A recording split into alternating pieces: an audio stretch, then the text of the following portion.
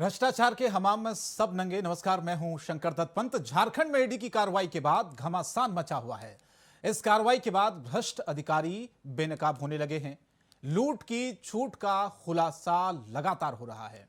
राज्य में जिस तरीके का माहौल देखने को मिल रहा है, उससे मानो झारखंड को गिरवी रखने की तैयारी भ्रष्टाचारियों की तरफ से की जा रही थी। बीजेपी के कई आरोपों के बाद झारखंड की सियासत में इन दिनों घमासान मचा हुआ है। बीजेपी जहां भ्रष्टाचारियों को संरक्षण देने की बात कर रही है, सरकार पर आरोप लगा रही है, तो वहीं कांग्रेस का यह कहना है कि भ्रष्ट अधिकारियों पर वो कार्रवाई भी कर रही है। ऐसे में एक बात तो तय हो गई है कि झारखंड में लूट के खेल का खुलासा होने लगा है। न सिर्फ पूजा सिंघल बल्कि सूबे में मानो भ्रष्ट अधिकारियों की पूरी फौज तैयार है, जो राज्य को दीमक की तरह खोखला कर रही है। ऐसे में सवाल यह उठता है आज का कि क्या झारखंड को गिरवी रखने की तैयारी थी, और सबसे बड़ा सवाल यह कि क्यों आज तक इन भ्रष्ट अधिकारियों पर कार्रवाई नहीं हो पाई। आज होगी इसी पर बड़ी बहस, लेकिन सबसे पहले आपको दिखाते हैं बीजेपी के आरोपों के बाद कांग्रेस ने उस पर क्या पलटवार किया है। देखिए, भ्रष्ट अधिकारियों को राज्य सरकार बचा ही नहीं रही, भ्रष्ट अधिकारियों को राज्य सरकार पोषित कर रही है। भ्रष्ट अधिकारियों को राज्य सरकार जो है भ्रष्टाचार में लगाई हुई है, लूट के लिए लगाई हुई है। राज्य सरकार से आप जो है आप कार्रवाई की उम्मीद नहीं कर सकते हैं। केंद्र सरकार के जो है उपक्रम ईडी जो है, भारत सरकार का इन्फोर्समेंट डायरेक्टर जो है जांच कर रही है, और जो अधिकारी इस तरह के कई लोग लिप्त पाएंगे तो देर सवेर सबकी गर्दन नपेगी, कोई बचने वाला नहीं है। जनता का गाढ़ी कमाई, जनता के गाढ़ी पैसे को जो उड़ाएगा, जो टैक्स के सरकार के रेवेन्यू को जो है भ्रष्टाचार में लुटाएगा, ऐसे अधिकारी सब नपेंगे, देर सवेर सब लोग नपेंगे। राज्य में जिस अधिकारी के खिलाफ साक्ष्य मिल रहे हैं, सरकार पूरी संजीदगी के साथ उस पर कार्रवाई करते हुए उसको निलंबित कर रही है। ये काम भारतीय जनता पार्टी के शासनकाल में हुआ करता था कि जिस अधिकारी के ऊपर या जिस भाजपा के नेताओं के ऊपर आरोप लगते थे, उनको पूरी भारतीय जनता पार्टी बचाने का काम करती थी। लेकिन महागठबंधन की सरकार पूरी संजीदगी के साथ जीरो टॉलरेंस की नीति पे इस राज्य में काम कर रही है। तो जीरो टॉलरेंस की नीति पर सरकार काम कर रही है, ये कांग्रेस का कहना है। लेकिन फिर ये तमाम जो चीजें हैं, भ्रष्टाचार के जो आरोप हैं, वो धीरे धीरे कैसे सिद्ध होते जा रहे हैं। अब तक इन अधिकारियों को कौन बचा रहा था, कौन संरक्षण दे रहा था, इस पर सवाल उठेंगे। लेकिन चर्चा की शुरुआत करते हैं। प्रतुल शाहदेव साहब, प्रवक्ता भारतीय जनता पार्टी से, बहुत बहुत स्वागत, हमारे साथ जुड़ चुके हैं। सुशांतो मुखर्जी हमारे साथ जुड़ चुके हैं, नेता मार्क्सिस्ट के हैं, बहुत बहुत स्वागत आपका। प्रतुल जी, मैं पहले आप ही के पास आता हूं। अभी आप बाइट सुन रहे थे, कांग्रेस पार्टी का यह कहना है कि बीजेपी तो संरक्षण देती थी अपने शासनकाल में भ्रष्टाचारियों को, लेकिन कांग्रेस ने तुरंत कार्रवाई की जैसे ही उसे पता लगा, और जीरो टॉलरेंस की नीति पर उन्होंने कहा कि हम झारखंड में काम कर रहे हैं, कोई भी गलत करेगा उसे बख्शा नहीं जाएगा। तो मुझे लगता है कि जो कांग्रेस के प्रवक्ता आते हैं वो कॉमेडी करके चले जाते हैं। भ्रष्टाचार इनके सरकार में सदाचार हो गया है। जिस तरीके से भ्रष्टाचार को इस सरकार ने पूरे तरीके से एक तरह से कानूनी जो जामा है वो पहना दिया है। अभी मैं कांग्रेस के प्रवक्ता को सुन रहा था, पूरी बात चल रही थी पलामू डीसी की, जो नवीनतम उदाहरण था, जिन्होंने अपनी सास और अपनी सरहद के नाम पर माइनिंग लीज दे दी। इन्होंने क्या कहा कि यह मामला भारतीय जनता पार्टी के शासनकाल का है। इन्हें पता भी नहीं है 16/7/2020 को शशि रंजन की उपायुक्त पलामू के रूप में पोस्टिंग होती है। 16/7/2020, जब इनके सरकार को आए 8 महीने हो गए थे, और उसके बाद 2021 में ये लीज होता है। तो उसके इस मामले को भी अगर ये हमारे समय का बता रहे हैं तो इनकी सोच को 21 तोपों की सलामी बनती है। देखिए शंकर देव जी, सबसे महत्वपूर्ण सवाल है कि आप देखिए भ्रष्टाचार कितने बड़े पैमाने पर हुआ। आप जहां टच करेंगे वहां भ्रष्टाचार निकलता है। आप देखिए, इलीगल माइनिंग के रैकेट के बारे में बताते हैं कि बालू और कोयले का जो इलीगल माइनिंग रैकेट इस प्रदेश में चल रहा था, और अभी भी बहुत जगह चल रहा है, उससे लगभग 200 करोड़ रुपए की अवैध वसूली होती थी। अगर आप जेएमएम के मैनिफेस्टो को उठा के देखें तो ये बेरोजगारों को नौकरी देने की बात करते थे, ये चूल्हा भत्ता देने की बात करते थे गृहिणियों को, ये होल्डिंग टैक्स कम करने की बात करते थे, ये बेरोजगारों को बेरोजगारी भत्ता देने की बात करते थे। लेकिन हुआ क्या? ये 2 साल तक कहते रहे कोरोना था, कोरोना था, कोरोना में हमने कुछ नहीं किया। मैंने तो पहले भी कहा इन्होंने कोरोना में बहुत कुछ किया। माननीय मुख्यमंत्री जी ने सेकंड लहर के पीक में पिछले वर्ष 2020 में जब मौतें जा रही थी, हजारों मौतें हो रही थी प्रतिदिन इस देश में, इस प्रदेश में सैकड़ों मौतें हो रही थी, तो माइनिंग लीज अपने नाम कर लिया, अपने जितने सगे संबंधी हैं उनके नाम कर लिया। और माननीय मुख्यमंत्री जी की एक बात के लिए दाद देनी चाहिए कि उन्होंने अपने ससुराल पक्ष में और अपने परिवार के पक्ष में, पिता के पक्ष में बैलेंस रखा। अगर भाई को ग्रैंड माइनिंग का लीज दिया, खुद माइनिंग का लीज दिया, तो ससुराल पक्ष में साली को भी उपकृत किया, साली को भी उद्योग के लिए जमीन दिया। तो ये सिर्फ इनके लिए आदिवासियों का जो विकास होता है उसका डेफिनेशन सोरेन परिवार होता है। सोरेन परिवार से निकलकर आप बता दे कोई सनीचना मुंडा को जमीन मिला हो, किसी अगर शुक्रा उरांव को इन लोगों ने मुख्य धारा में जोड़ा हो, नहीं साहब, इनके लिए सिर्फ और सिर्फ आदिवासियों का विकास का मतलब है सोरेन परिवार जो लूट मचा रहा है उसकी खुली छूट है। और अभी एक्सपोज हो गए साहब, इनकी सरकार की उल्टी गिनती शुरू हो गई है और ये ओपन एंड शट केस है, ये सरकार जाने वाली है। जी सुशांतो जी, आपको भी लगता है कि इसमें कुछ अब बचा नहीं है बचाव करने के लिए, छुपाने के लिए? क्योंकि बीजेपी बार बार जो आरोप लगाती थी वो आरोप देखिए अब सामने भी आ रहे हैं, किस तरह से पूजा सिंघल की गिरफ्तारी और सीए की हुई है और कैश बरामद हुआ है। बार बार सरकार के प्रवक्ताओं से जब पूछा जाता था वो ये कहते थे कि सरकार को अस्थिर करने की कोशिश हो रही है। दरअसल झारखंड में ऐसा कोई मामला कभी होगा ही नहीं, भ्रष्टाचार जिस तरह से बीजेपी आरोप लगा रही है ऐसी कोई बात झारखंड में है ही नहीं, क्योंकि बीजेपी ने बहुत गंभीर आरोप लगाए थे, मुख्यमंत्री उनके करीबी, और यहां देखिए अब धीरे धीरे परत दर परत चीजें खुलने लगी है। क्या कहेंगे आप इस पर? वाकई में परेशानी बढ़ गई है सरकार की? जी, परेशानी तो पूर्व सरकार की बढ़ गई है। ये आपको पहले हम बता दें, फर्स्ट टाइम ऐसा है जो देश में कोई जांच एजेंसी जांच कर रही है, जो एजेंसी गठबंधन हम लोग कहते हैं, मतलब वो गलत था। अब देखने को मिल रहा है कि पूरी जांच बीजेपी पर हो रही है। आपको उदाहरण देते हैं, माइंस की जितनी भी है अलॉटमेंट किनके पीरियड में हुई, आपको बता दें, एक चिड़िया माइंस के नाम से उनके प्रदेश अध्यक्ष ने कह रहे थे कागज ऐसे दिखा के कि ये सब हुए हैं, लेकिन हुए हैं 6/12/2018 में एप्लीकेशन उसका गिरे हैं, 4/3/2019 में ग्रांट हुए हैं, 19/7/2019 में रजिस्ट्रेशन हुए। तो ये पीरियड किन की थी जिनकी बात उनके प्रदेश अध्यक्ष कह रहे थे? तो ये सोचनी चाहिए कि उस पीरियड नाम भी बता देने की जरूरत थी मुख्यमंत्री की, रघुवर जी थे। और आपको बता दें कि एक रिकॉर्ड होंगे ये नहीं, पूजा सिंघल मामले पर आप सुशांतो जी क्या सोचते हैं मुझे बताइए, क्योंकि जो मैंने कहा थोड़ी देर पहले आपसे सवाल पूछा था कि बीजेपी जो आरोप लगा रही थी ना सुशांतो जी, उसको सत्ता पक्ष की तरफ से बार बार ये कहा जा रहा था कि सरकार को अस्थिर करने की कोशिश है। दरअसल भ्रष्टाचार वाली जैसी कोई बात प्रदेश में है नहीं, तो फिर ये कहां से निकल कर? बता रहे आपको, पूजा सिंघल की जांच, जो पूजा सिंघल की जो पहले आके जो लैंड किए यहाँ पर ईडी ने, जांच किसकी हो रही थी? जांच मनरेगा की हो रही थी।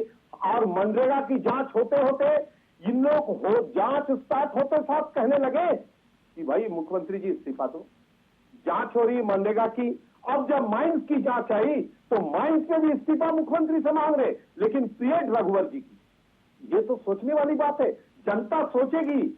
जनता को ये बताने की जरूरत है कि आप पीरियड में क्या हुआ। ये गलत फहमी कर को जमीन की अलॉटमेंट को शंकर दत्त जी, ये अनाप शनाप बोल रहे हैं, मुझे बोलने दें, ये गलत तथ्यों को पेश कर रहे हैं, ये आपके चैनल में झूठ बोल रहे हैं। मुझे मौका दे शंकर दत्त जी। आपने 4 मिनट शंकर दत्त जी, 4 मिनट 5 मिनट 6 मिनट हम दस्तावेजों के साथ तैयार रहते हैं साहब। आप आपकी तरह हम गलत बयानी हवा में नहीं करते। आप मैं अभी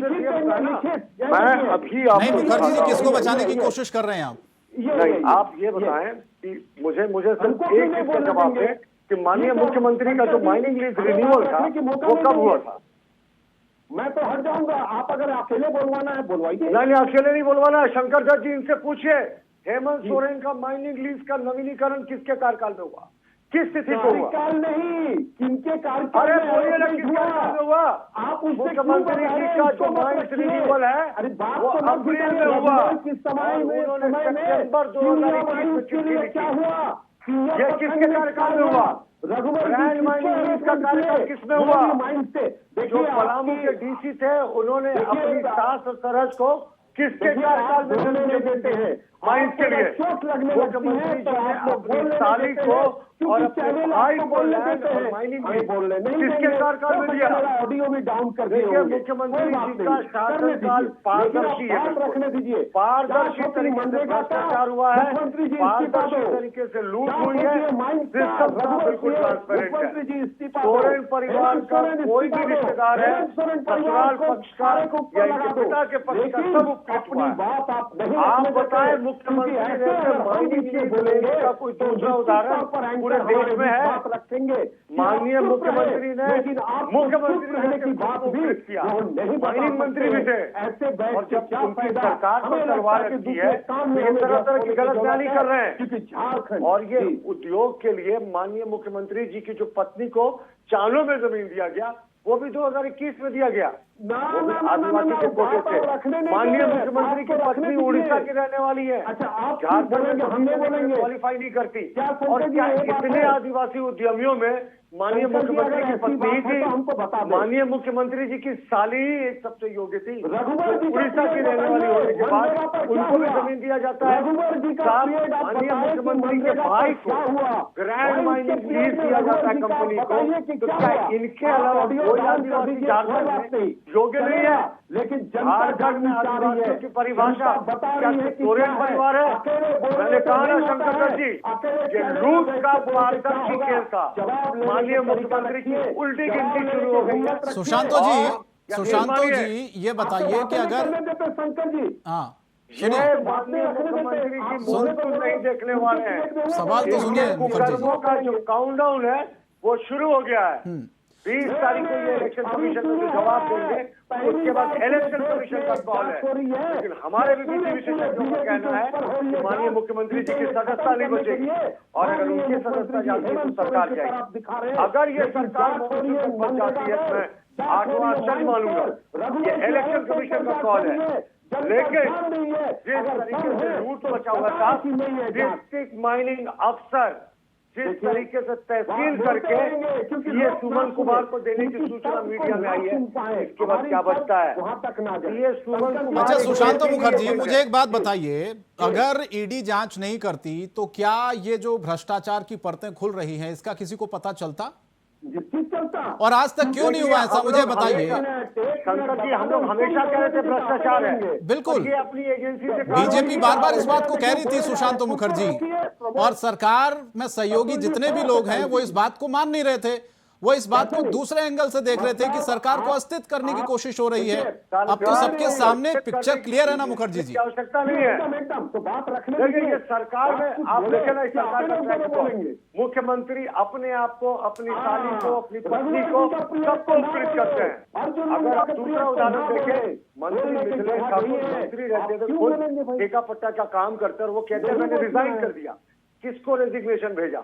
क्या किसी सरकारी एजेंसी को रेजिग्नेशन भेजा? बिल्कुल नहीं भेजा। निबंधन था वो रेजिग्नेशन भेजा? नहीं भेजा। और ग्रैंड माइनिंग के डायरेक्टर होते हुए अगर ये काम करती है ठेका की, अरे मुखर्जी जी थोड़ा पूजा सिंघल पर भी 2 लाइन बोल दीजिए। अरे तो बोल रहे तो पूजा सिंघल ये नहीं बोलेंगे ना, पूजा सिंघल इनके यहाँ एक प्यादी है, छोटी प्यादी है सिस्टम की, वो कलेक्शन एजेंट करने का वो उनका जो सी है वो जरिया है। असली जो पैसा है वो झारखंड के शीर्ष में बैठे आता होगा और दिल्ली दरबार में जाता है। दिल्ली दरबार भी उपस्थित रहता है। कभी इनका भ्रष्टाचार होने के बाद भी इनकी सरकार कर रही है। मेरा तो सिर्फ एक ही प्रश्न है ना, पलामू डीसी के बारे में कांग्रेस कह रही है कि ये इनके टेन्योर का मामला नहीं है, ये पिछली सरकार के टेन्योर का मामला है। मैंने तो बता दिया कि 17 जुलाई 2021 को ये जो लीज अलॉटमेंट है उसके बाद। अच्छा मुखर्जी जी एक मिनट मैं आपको रोक रहा हूं। मुखर्जी प्रतुल जी आप कुछ आरोप और लगा रहे हैं, मैं चाहता हूं कि सुशांतो जी उनको सुने, एक एक करके बोलेंगे तो बात समझ में आएगी। एक मिनट मुखर्जी जी, मैं आपको पूरा मौका दूंगा सुशांतो जी, मैं आपको 10 मिनट उनको बोलवा दिया, हमको पहले बोलवा। अरे सर लगातार तो आप बोल ही रहे शुरू से, अब सुन लीजिए, आप आरोपों को सुन लीजिए सुशांतो जी, फिर मैं आपको पूरा मौका दूंगा। आप घबरा क्यों रहे हैं सवालों से, बताइए। अरे हम कहाँ घबरा रहे हैं, आप लगातार बोले जा रहे हैं। आप ही तो बोल रहे हैं सुशांत जी इतनी देर से। मैं कह रहा हूं आप सुन लीजिए, मैं बेहतर तरीके से आप अपनी बात को रखिएगा, थोड़ा समझ में भी आएगा दर्शकों को। ना आप मुझे सिर्फ 30 सेकंड दीजिए, अगर सुशांत जवाब दे देते तो मैं मान लूंगा। बोलिए बोलिए बोलिए। का जवाब देखिए शंकर दत्त जी, मैं सिर्फ 2-3 प्रश्न करूंगा। हेमंत सोरेन ने जो लीज का नवीनीकरण किया 2021 में, उसके बाद स्टेट इन्वायरमेंटल असेसमेंट कमेटी को उन्होंने हेमंत सोरेन के तौर पर एप्लीकेशन दिया, लेकिन मुख्यमंत्री आवास नहीं लिखकर हरमू का पता दिया। क्या ये नैतिकता के दायरे में आता है? कानून की बात छोड़ दीजिए, आप माइनिंग मंत्री हैं और खुद माइनिंग का काम कर रहे हैं। दूसरा, मैं आपको ये उदाहरण दे रहा हूं कि मुख्यमंत्री ने जो उद्यमियों के लिए जमीन आरक्षित थी, वो जमीन का कोटा अपनी पत्नी और अपनी साली को दिया। तो क्या कोई आदिवासी, सिंपल आदिवासी, सीधा साधा आदिवासी सिस्टम में नहीं था जिसको ये जमीन दे सकते थे? तीसरा बात, लास्ट चीज सुन ले सुशांत जी, पलामू के डीसी ने जो अपनी साख और सरहद को जमीन दिया, वो 17/7/2021 को डीसी बने पलामू का। ठीक है, 3 सवाल हो गया, अब एक एक करके छोटा छोटा जवाब सुशांत जी, फिर तौसीफ साहब भी मेरे। अरे सर, दूसरे कांग्रेस पार्टी से जुड़ चुके हैं आप, मोहम्मद तौसीफ जी, मैं उनके पास भी जाऊंगा। सुशांत जी बोलिए। देखिए, हम पहले बताना चाहते हैं कि रघुवर पीरियड में कितनी, रघुवर जी के आप पहले इन प्रश्नों का जवाब दें। रघुवर चालीसा पर उन्होंने 3 सवाल किए, अगर आप जवाब देना चाहें पॉइंट दर पॉइंट। जवाब होता अपना देंगे। आपको रघुवर जी का कितना डर समाता है अभी भी कि हर एक बात की शुरुआत रघुवर जी से करते हैं। देखिए, मैंने तो 3 प्रश्न किए। मुख्यमंत्री जी ने माइनिंग लीज अपने कार्यकाल में लिए, क्या ये कानूनन छोड़ दीजिए, नैतिकता के दायरे में आता है? अपनी पत्नी को, अपनी साली को जमीनें दे दी, उद्योग के जो जमीनें थी, क्या ये नैतिकता के दायरे में आता है? कोई साधारण आदिवासी को नहीं मिल सकता था? ठीक है, और ठीक जो है। पलामू के डीसी ने खुद को कृत किया, आप कह रहे थे कि ये पहले की सरकार में हुआ। मैंने तो पलामू के डीसी का कार्यकाल बताया, वो 17/7/2021 से डीसी है जब आपकी सरकार। अब आप जवाब दें, ये जो लूट का खेल चल रहा है, अवैध माइनिंग का खेल, इससे लाभान्वित कौन हो रहा है? ये इससे क्या रणसी में बैठ के आका हो रहे हैं? ठीक है, तौसीफ जी को भी जोड़ लेते हैं। मुखर्जी जी, मोहम्मद तौसीफ साहब। बात कीजिए भाई, आप लोग बोलने नहीं देते। नहीं, अरे आपको, आप मुखर्जी जी, मैंने पूरा आपको मौका दिया, शुरुआत डिबेट की आप ही से की। नहीं, लेकिन हेमंत सोरेन जी पे कितने जवाब दोगे? ठीक है, उन्होंने 3 सवाल किए थे, आपके जैसे डिबेट में प्रतुल जी ने 3 सवाल किए थे, मैंने आपको मौका दिया फिर से। जो असली सवाल उसमें तो भाग जाते हैं आप लोग। वो अभी चले जाएंगे ना, चाइना पे चले जाएंगे। वो ये बताना भूल जाएंगे कि 62 के युद्ध में कम्युनिस्ट चाइनीज। चले ठीक है, मैं लौट रहा हूँ प्रतुल जी आपके पास भी। मुखर्जी जी आ रहा हूँ आपके पास। तौसीफ साहब, मैं ठीक है, मोहम्मद तौसीफ साहब को जोड़ना चाहता हूँ, कांग्रेस पार्टी के प्रवक्ता है। स्वागत है तौसीफ साहब आपका, थोड़ा आप लेट जुड़े हैं। मैं सवाल ये आपसे करना चाहता हूं क्योंकि आपकी पार्टी के नेता ही कह रहे हैं कि करप्शन पर जीरो टॉलरेंस की नीति सरकार काम कर रही है, लेकिन ये जीरो टॉलरेंस की नीति पहले कहां गई थी? 2-2.5 सालों में क्या आप लोग इस नारे को भूल गए थे? ये अचानक से आपको याद आया पूजा सिंघल मामले में जब ईडी ने कार्रवाई की?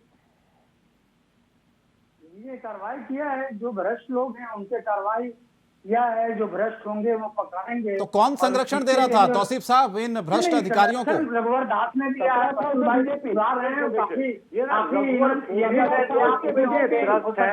रघुवर जी का रघुवर दास के जमाने में बताया, रघुवर दास बताया, भारतीय जनता पार्टी बताया, एक ऐसी व्यक्ति है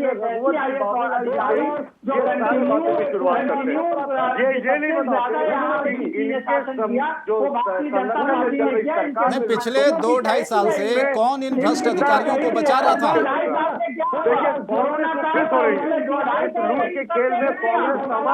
एक एक करके बोलिए मुखर्जी जी, आपको मैंने समय दिया था।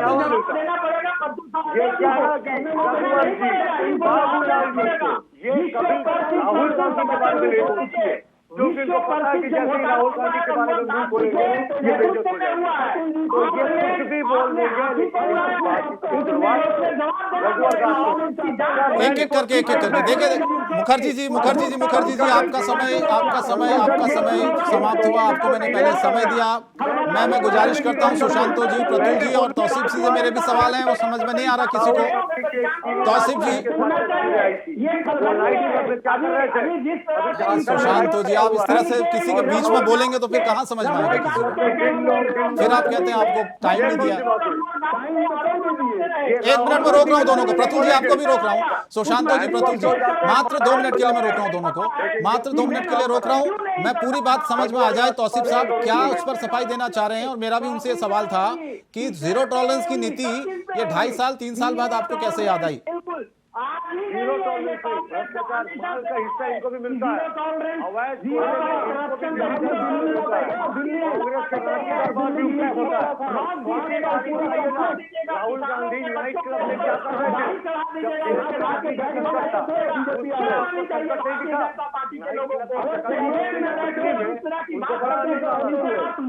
और राहुल गांधी कश्मीर से कन्याकुमारी तक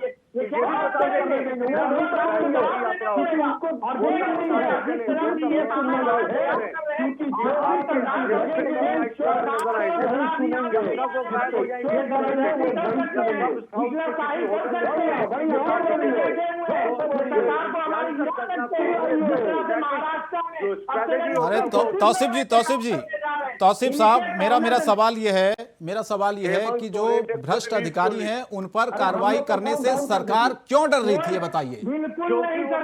तो क्यों कार्रवाई नहीं हुई थी अब तक?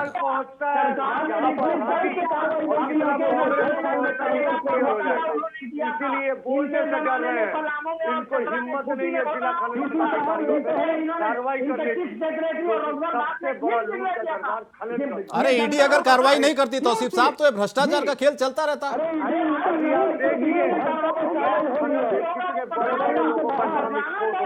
कितने जिले के डीसी और एसपी जो है वो गिरफ्तारी पेश करेंगे। जिस तरीके से इनके सरकार के संरक्षण में कोयले का नहीं तो मुखर्जी जी फिर तो सवाल उठेगा ना, ऐसे अधिकारियों को संरक्षण कौन दे रहा था? और ये तार कहां तक जुड़े हुए हैं? कड़ी दर कड़ी खुलेगी तो समझ में आएगा। देखिए लूट के खेल में, राष्ट्रीय संपत्ति की लूट के खेल में सब लोग शरीक है। और अब आक्रोश दिखिए, इनको पता है कि ये लूट का खेल बंद हो गया है और माल नहीं पहुंचने वाला तो ये मुद्दा जो है ना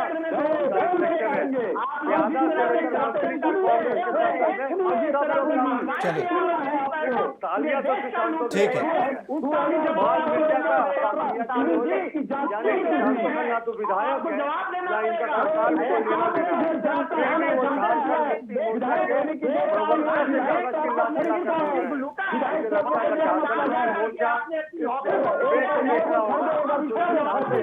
जवाब जनता मांग रही है तौसीफ साहब। मुखर्जी जी और जनता को जवाब देना चाहिए कि अब तक क्यों कार्रवाई नहीं हो पाई और न जाने और कितने ऐसे पूजा सिंघल जैसे अधिकारी हैं जो भ्रष्टाचार की तरह भ्रष्टाचार को बढ़ावा देकर राज्य को खोखला कर रहे हैं। ये जवाब जनता को देना होगा। बहुत बहुत धन्यवाद मुखर्जी साहब, प्रतुल जी और मोहम्मद तौसीफ साहब। माफी चाहता हूं क्योंकि वक्त की कमी आप लोग सब जानते हैं, आप तीनों ने वक्त दिया, बहुत बहुत शुक्रिया।